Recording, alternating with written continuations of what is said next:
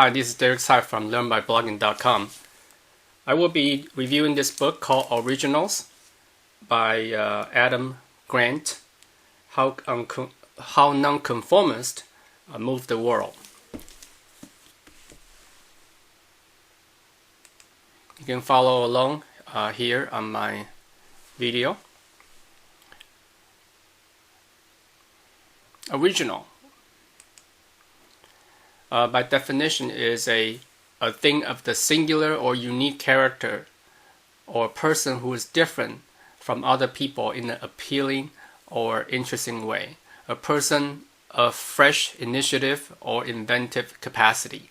They take the road less traveled, championing a set of novel ideas that go against the grain, but ultimately make things better, as opposed to conformist. So originals are not necessarily risk takers. In most cases, they keep the day job before plunging into their new adventure, as in the case of Warby Parker. They take the risk out of risk taking. And some of the examples including the Google founders Larry Page, and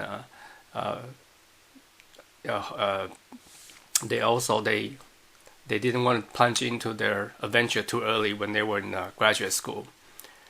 Employees who use Chrome and Firefox tend to be happier, and the correlation here is that they tend to be nonconformist, as they need to take the effort to install new application in their computer at work.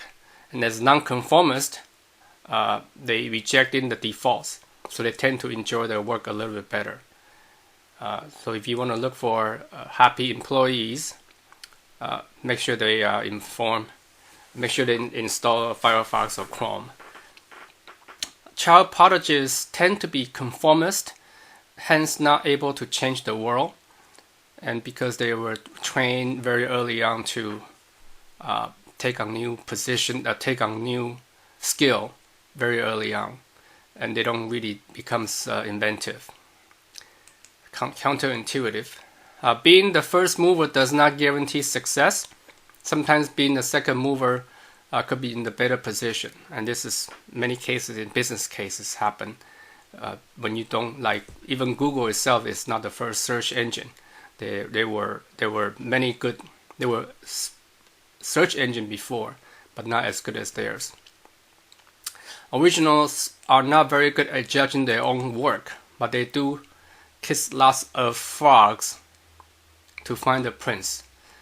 For example, Shakespeare produced 37 plays and 154 sonnets. Picasso produced more than 1,800 paintings, 1,200 sculptures, 2,800 ceramics, and 12,000 drawings. But how many of Picasso drawings that we know today, or people are aware of today? Managers don't evaluate well or original idea unless they started out generating their own idea. So it's good to have being open-minded before judging. Don't try to evaluate idea outside of your area of expertise, as in the case here when Steve Jobs judging Segway, and they were wrong, including a lot of even Jeff Bezos. They were determined that that Segway would be a huge hit. Having artistic hobbies like playing music, drawing arts, crafts, writings, performing, amateur acting increase the odds of winning a Nobel Prize. There is a correlation that people who won the Nobel Prize tend to have those side hobbies, and that give you a lot of the creativities, something that's orthogonal to you, whatever you are doing. Use a Sarek effect to argue the negative. Why you shouldn't invest in my company. This argument might disarm your potential investor, and it's sort of like a reverse psychology. Procrastination may sometimes yield a better idea. Martin Luther King, in my I Have a Dream speech was completed just minutes before it began. In fact, I Have a Dream wasn't even written into the script until he was reminded by a lady shouting to him, "Tell them about the dream."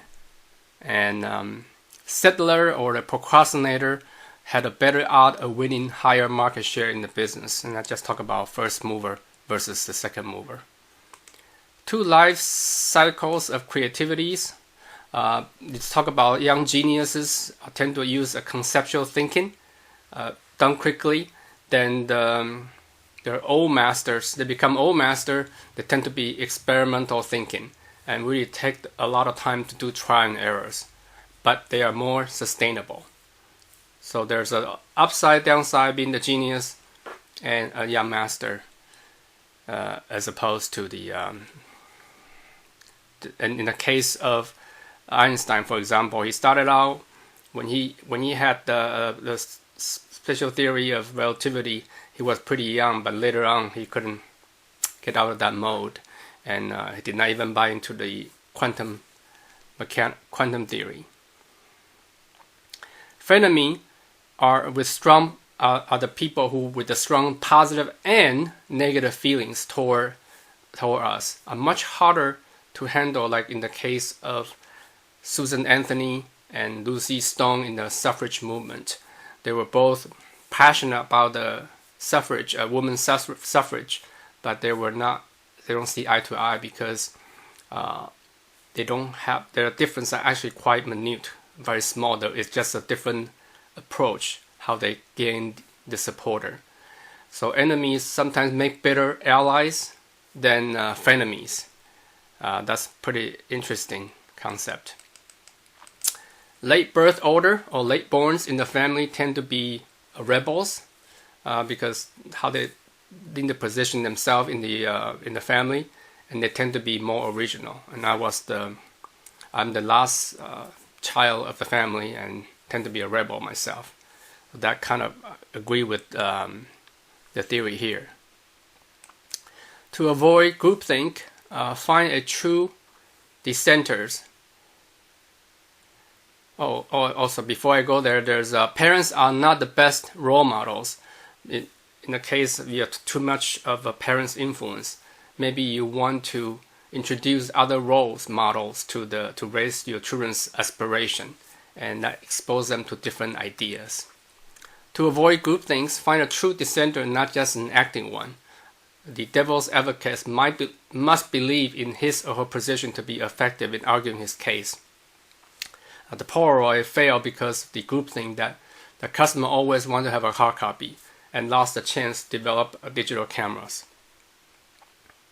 Venting emotion may turn aggressive. The Serbia activists were trained to avoid venting.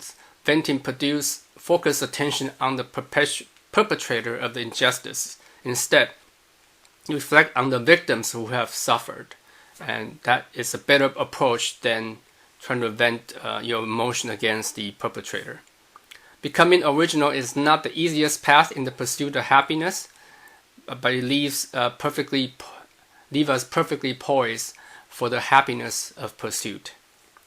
So overall, it is an excellent book for those who want to be original, creative, and some of the suggestions that can really help, and really highly recommend this book, Original by Adam Grant. And that's all I have. Thanks for watching. I'll see you next time. Bye now.